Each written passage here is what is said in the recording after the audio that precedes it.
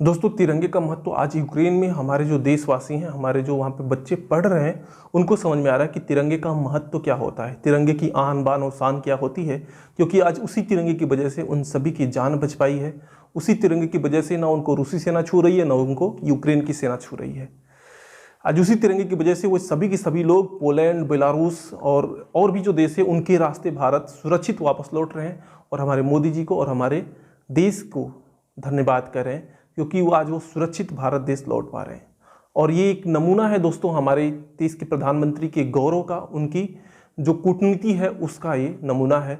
और ऐसे ही नमूने अभी आने वाले समय और भी आपको देखने को जरूर मिलेंगे। नमस्कार दोस्तों, जय हिंद, वंदे मातरम। मेरा नाम हिमांशु सिंह है और आज हम इसी मुद्दे को विश्लेषण करेंगे दोस्तों कि आखिर किस नीति की वजह से आज जो यूक्रेन में हमारे झंडे को देख करके लोग सलाम कर रहे हैं, चाहे वो किसी भी देश के हों, चाहे वो यूक्रेन के हों सैनिक हों, चाहे वो रूस के सैनिक है, वो सलाम कर रहे हैं और हमारे लोगों को सुरक्षित उनके गंतव्य स्थल तक पहुंचा रहे हैं। दोस्तों, आज एक बहुत ही अच्छी घटना घटी है, क्योंकि 2-3 दिनों से आप जानते हैं कि यूक्रेन से जितने भी भारतीय, करीब वहाँ पे 20,000 भारतीय छात्र थे जो कि वहाँ पे मेडिकल की पढ़ाई करने के लिए जाते हैं। तो उन सभी का रेस्क्यू हो रहा है। हर रोज करीब 2-3 फ्लाइट्स वहाँ से आ रही हैं। एक फ्लाइट में करीब 400 से ले 400 जो बच्चे हैं वहाँ से आ रहे हैं। तो सभी अभी क्या है कि यूक्रेन से सभी को वहाँ से लिफ्ट करना है, उनको लिफ्ट करके पोलैंड ले जाना है या फिर बेलारूस ले जाना है या फिर रोमानिया, यहाँ से उनको फ्लाइट के द्वारा, एयर इंडिया की फ्लाइट है उसके द्वारा भारत में भेजना है।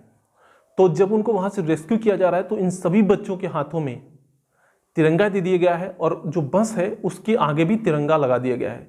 और उसी तिरंगे की वजह से जब जो भी सेना, मतलब अगर मान लीजिए युद्ध हो रहा है यूक्रेन और रूस के बीच में, तो अगर उस रास्ते पे रूस की सेना है तो रूस की सेना भारत के इस तिरंगे को सलाम कर रही है और हमारे जो बच्चे हैं उनको अपने हाथों से, मतलब अपने सैनिकों की तरह उनको सुरक्षित बॉर्डर तक पहुंचा रहे हैं, यानी गंतव्य स्थल तक पहुंचा रहे हैं।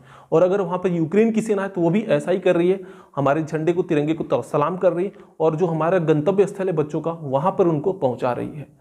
तो ये देख करके एक अजीब ही, बहुत ही बढ़िया फीलिंग आ रही है, क्योंकि आज हमारा जो भारत देश है वो अपने गौरव को प्राप्त कर रहा है।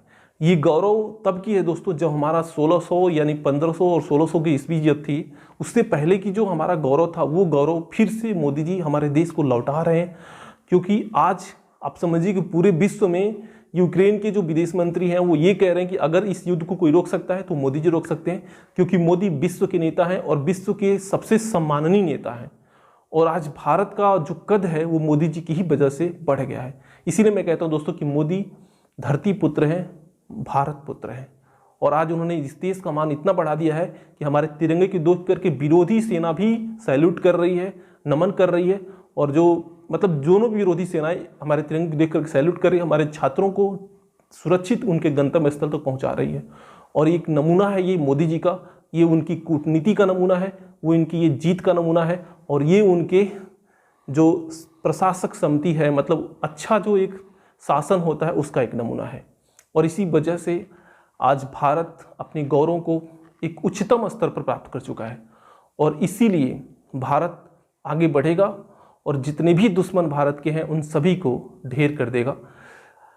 दोस्तों, आप जानते हैं कि आज रात को भी मोदी जी हैं, उनके रूस के जो राष्ट्रपति हैं व्लादिमीर पुतिन से बात करना है। और इन दोनों के बीच में क्या बात होगी ये मैं नहीं जानता, लेकिन हाँ उम्मीद कर सकता हूँ कि दोनों के बीच में युद्ध को रोकने के लिए ही बातें होगी।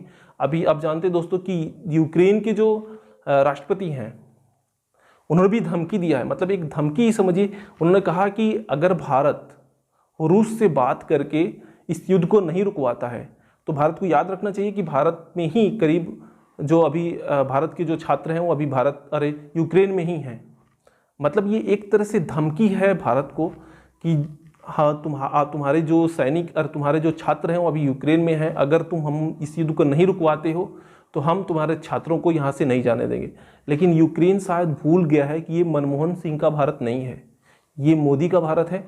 और मोदी मौन मोहन नहीं है, मोदी जो है वो सच्चाई में विश्वास रखते हैं। अगर कोई सामने से वार करता है तो उसका वार से जवाब देने में भी वो विश्वास रखते हैं, जैसे उन्होंने पाकिस्तान को दिया था।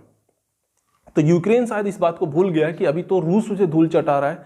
आने वाले समय में अगर उसका यही गंतव्य रहा, उसका यही वक्तव्य रहा, तो भारत को भी उसे धूल चटाने में देर नहीं होगी। लेकिन मुझे पता है कि मोदी जी ऐसा कोई कदम नहीं उठाएंगे, क्योंकि उनके लिए देश के विकास प्राथमिकता है, उनके लिए युद्ध प्राथमिकता नहीं है। क्योंकि अगर हमारे देश का विकास होगा तभी हमारा जो गौरव है वो और भी उच्चतम स्तर में पहुंचेगा, और जितने भी देश हैं वो सभी के सभी हमारे सम्मान करेंगे। क्योंकि दोस्तों, जिसके पास धन है, जिसके पास संपत्ति है, जिसके पास संस्कृति है, उसी का विश्व में सम्मान होता है, बाकी और किसी का इस विश्व में सम्मान नहीं है। अमेरिका भले ही कितना बड़ा हो गया, लेकिन आज भी उसको लोग दुत्कार की नीति से देखते हैं, आज भी उस लोग घृणा की निगाहों से देखते हैं। लेकिन भारत, भले ही उसके पास उतनी संपत्ति नहीं है, लेकिन आज भी भारत को लोग सम्मान की नज़र से देखते हैं। और इसका कारण मुख्य हमारी संस्कृति से पैदा हुए वो नेता, महान नेता, वो ऋषि मुनि जो हमारे देश को, गौरव को और बढ़ा रहे हैं। इसी कारण आज यूक्रेन से जितने भी हमारे छात्र हैं वो बिना रोक टोक के, बिना किसी नुकसान के वो भारत वापस आ पा रहे हैं। और ये नमूना है हमारे भारत के गौरव का, हमारे तिरंगे का, और आज मैं इसीलिए अपने तिरंगे को नमन करता हूँ। दोस्तों, ये था विश्लेषण हमारे तिरंगे का। अगर आपको अच्छा लगा चैनल को लाइक कीजिए, सब्सक्राइब कीजिए, शेयर कीजिए। जय हिंद, वंदे मातरम।